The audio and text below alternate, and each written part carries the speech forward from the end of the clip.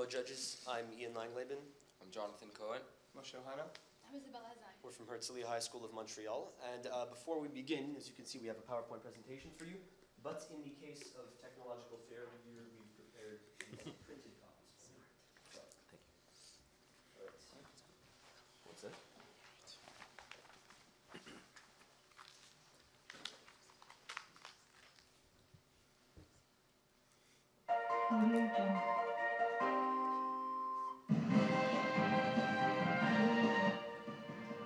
Now, a special report from our correspondent Isabella Chazan.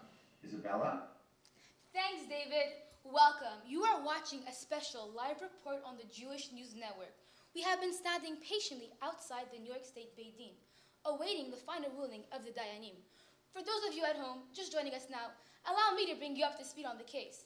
A local resident, Miss Rubenstein, was driving in her new Eliva self-driving car when witness reports claimed a jaywalker suddenly jumped in front of her car, causing the Eliva to T-bone Mr. Shalom's vehicle. Mr. Shalom was immediately rushed into the hospital to treat his injuries. We are still awaiting the ruling of the Dayanim. Okay, here they come now. Hello, Diane Langleman. It's Isabella here with JNN. Can you please comment on your deliberations today? The word on the street is that you would classify the car as a shor. No, it can't be considered a shor. By definition, a shor has ruach chaim, free will to decide how to behave and act. Yes, true, but doesn't the car make its own decisions on how to drive? Correct, but all those decisions have been hardwired into the software running the car. The car doesn't think for itself. It only follows the human-made rules that were programmed into it. The shor is characterized by its free will. Pashut, we cannot classify the Eliva as a shor. We also reject the qualification of the car as a bor. A pit is a stationary obstacle that people fall into. This is in no way reflective of the Eliva. Diane Cohen, now that we know what it is not, can you tell us what it is? That will be a question of interpretation. If one holds that the car is affected by external forces, koach acher me'orav bo, then you must agree that it falls under the definition of esh. We hold that the sudden appearance of the pedestrian causing the car to swerve out of its way is conceptually similar to an unusual wind. Ruach she'ena mitzuya. What if it is the alternative? What if one considers that it is not affected by external forces? Excellent question. If one holds that the car is an extension of the driver, then one must consider it to be Adam Mazik. This is learned from the Rosh's responsa, in which a chatan on a mule collides with a man on a horse, or in the case of the machine baked matzah brought down by Chacham Ovadia Yosef. In both these cases, the action is considered to be completely controlled by the person. In our case, the car and its programmed algorithms are to be considered as no more than the extension of its driver. So you're saying there are two different statuses? No. Simply two interpretations. Either one holds that external forces are at play, or that the car is no more than an extension of Ms. Rubenstein, its driver.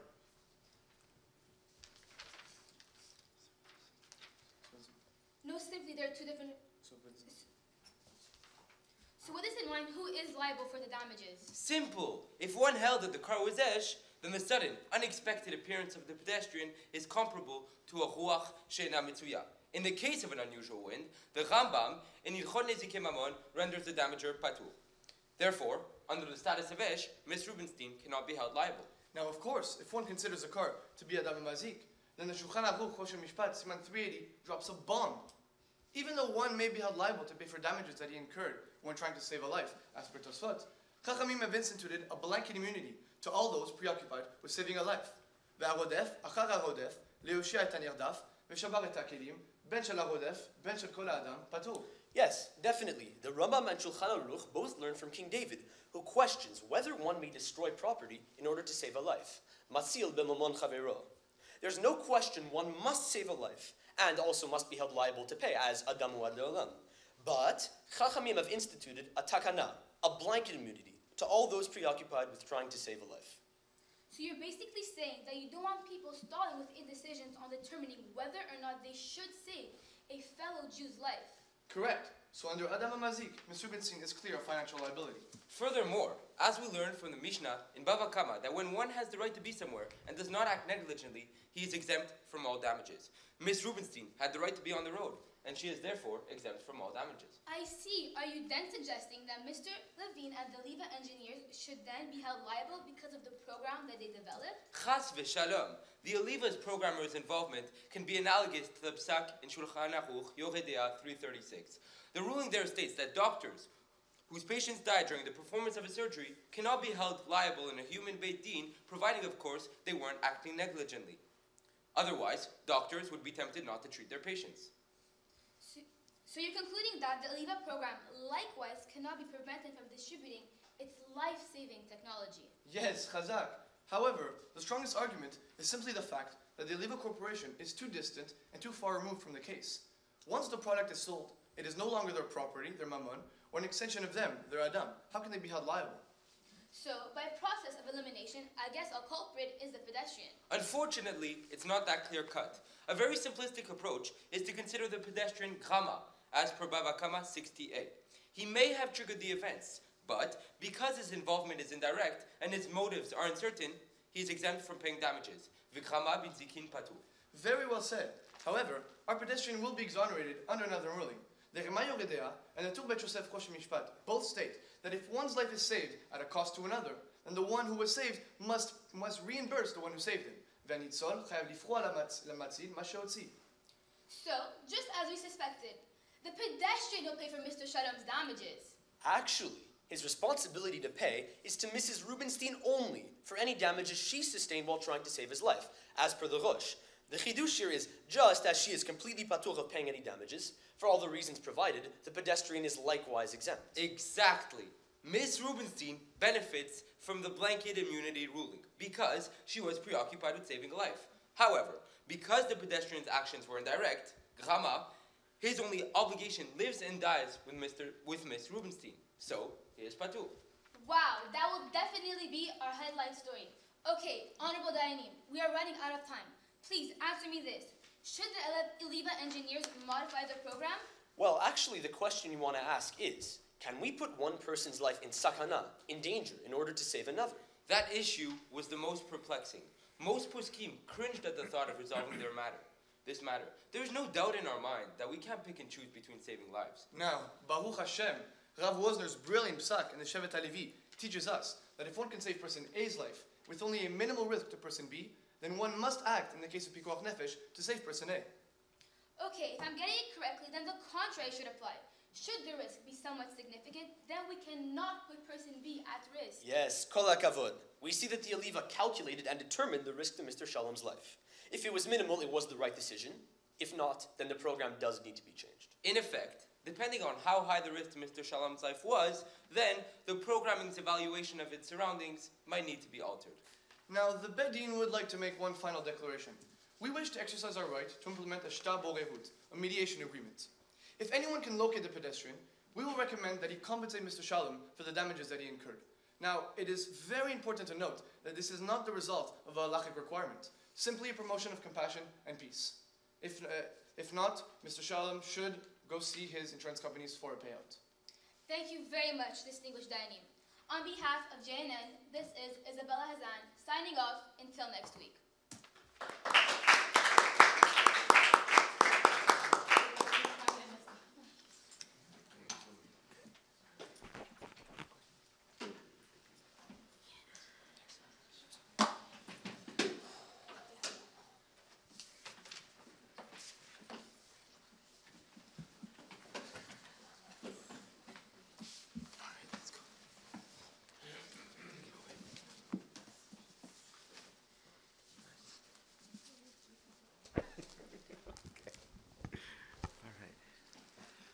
So thank you for your creative news report. All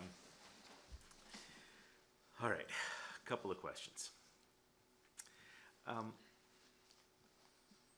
Again, we find ourselves in this interesting position where nobody seems to actually have any real responsibility. And you guys went about it in a very interesting way by basically showing that because there's the car is acting to save the life of the pedestrian, that Ms. Rubenstein is essentially the one saving the life of the pedestrian, and therefore patur.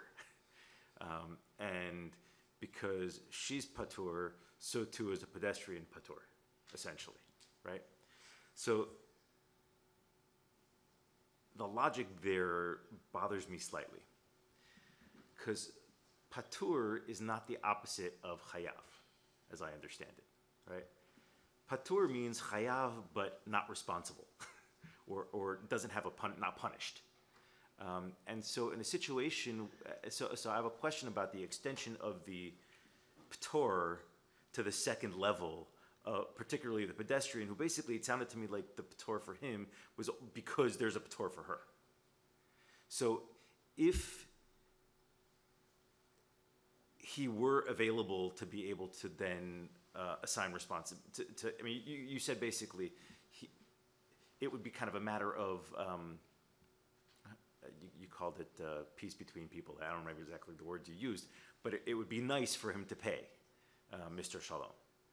But to me, I question whether the Beit Din couldn't actually say he should pay because he should be responsible. She should be responsible, but we're not holding her liable because she was trying to save a life. But really, if he were to pay her, then she could pay him. Okay. So, just to reiterate the argument a little bit, the issue with the pedestrian is not that he's patur. We learn from the source, what this means is, if I saved you, if you're drowning in the water, and I jump in to save you, and I had a phone in my pocket, I say, okay, I saved your life, but I had a phone in my pocket, you should pay me for it. So that's what the halacha says, you have to pay me for it. It's not an issue of patur, not patur when it comes to the pedestrian, because what we're saying is, we learned Ms. Rubinstein is exempt. How is she exempt? For the multiple reasons given above, for example, the patur of chachamim, the blanket immunity. She is exempt from damages. The pedestrian, because Mr. Rubinstein saved his life, he owes her something, right? He needs to pay her for damages she incurred. We already showed that she's patur. So it's not that he's patur from paying anything, it's that he has his liability to her is how much she needs to pay, what her damages are. And because we showed that she's patur from paying anything, he has only liability to her. And because her liability is, I guess, nullified, she's patur, there's nothing for him to pay. So it isn't an issue of being patur or chayav, it's an issue of he is chayav, he's chayav to her. What is he chayav? Nothing. Okay, so You want to chime in? What? You want to comment? No. As he was speaking, it sounded like you had something to add.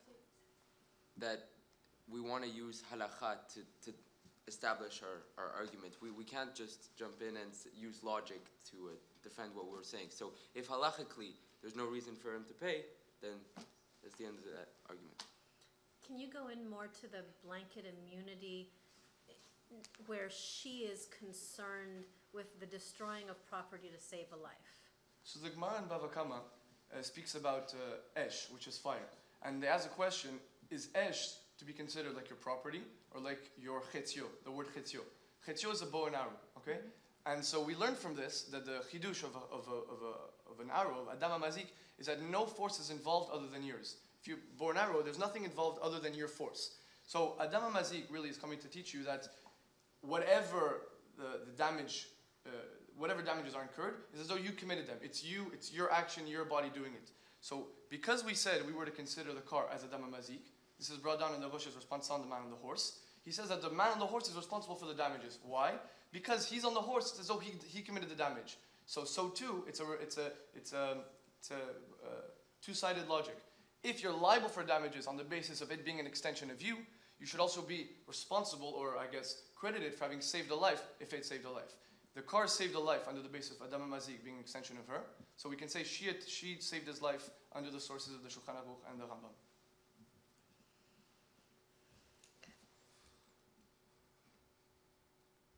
I'm still not fully convinced why that patur, the reason for the patur on saving a life is so that you will save the life and not worry about the cost to you. Right.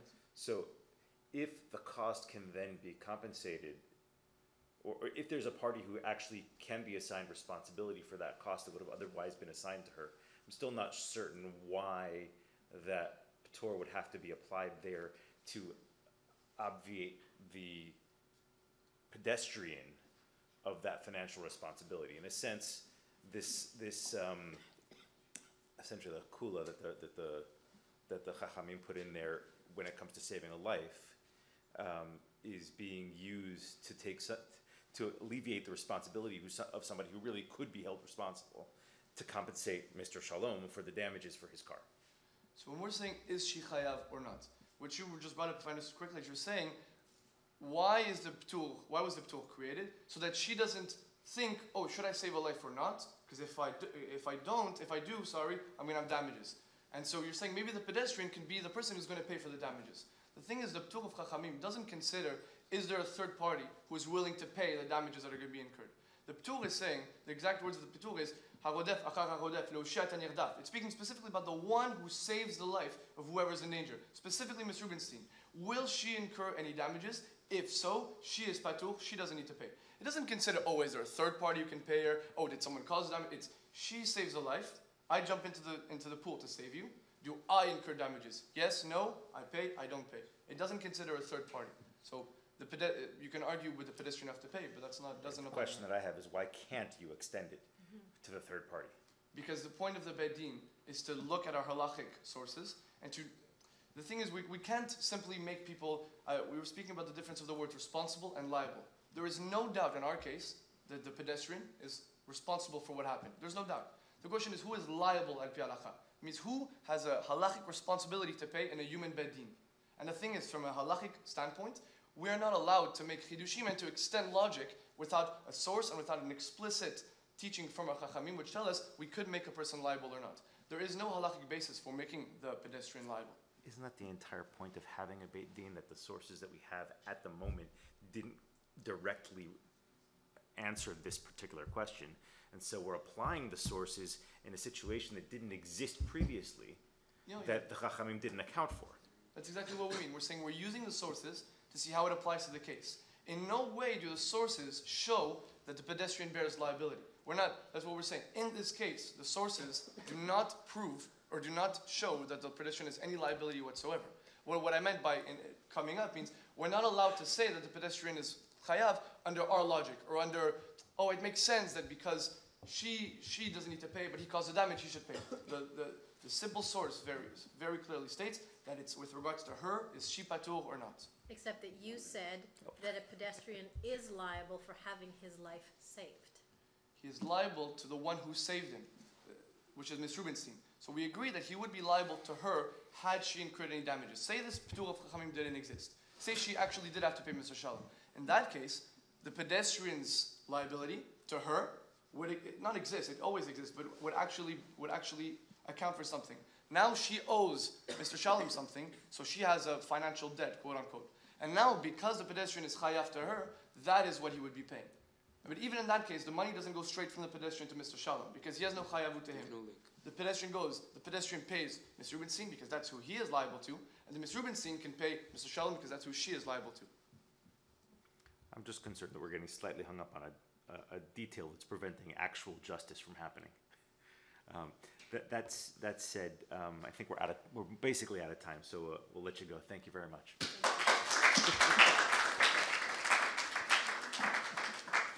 All right, we're going to take a 15-minute break. All right. And then we'll look at Can we hear your question? We're curious. I'd like to hear it. Well, I'm still a little tickled by the use of the matzah. Oh, okay. I mean, you guys. You're just where we pushing the button and saying L'shem matzah mitzvah is the matzah machine says no one makes. Yeah, no, I know, but in that case, what you're using is a kula for the mitzvah. Yeah, we're looking to it. The issue is you could learn from it. What is that? A chumrah. Yeah. In except for one exception, which comes to zachot. A chumrah is when you are unsure about something. In Pesach, you don't know if something is chametz, so you're machmir not to eat it. A kula is when you're 100% sure something is not chametz, then you are makel and you're saying you could eat it. So in the case of a kula, it means you are 100% sure something is right. And a chumrah is you are in doubt, and therefore you're stringent. So what we're saying is in a kula, if it works in a kula, it means you're 100% sure that the logic is justified and makes sense. So all the more so in a case where it's a machmir and you could be in doubt, you can learn from there. But there's a desire when it comes to the matzah. There's a desire to make it possible for someone to fulfill the mitzvah of achilat matzah. Right? The kula is motivated by something, right? And it's to make it possible for somebody to fulfill a ritual mitzvah. And so you're taking that, pushing the button as being equivalent to cooking, and then using that same logic on something that then makes Ms. Rubenstein potentially financially responsible to Mr. Shalom. Because the thing is, we have to look at which one is in the sort of, I'll call it like as the Kal Vachomer Yeah. spectrum, which one is stronger than the other?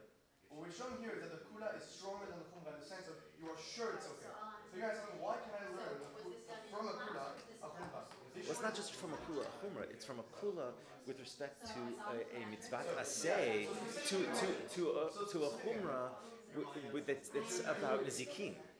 Motivation or not, if you're 100% sure that it's okay. The kula is only if you're 100% sure that it can be done.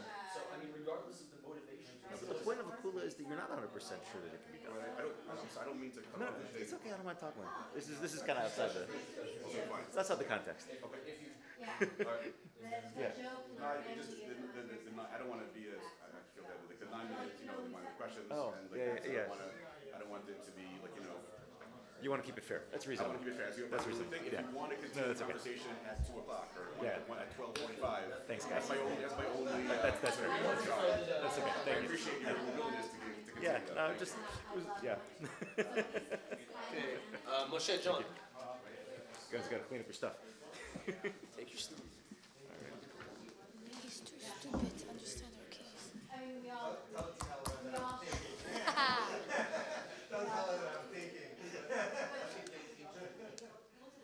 Where's the guy who brought this to me?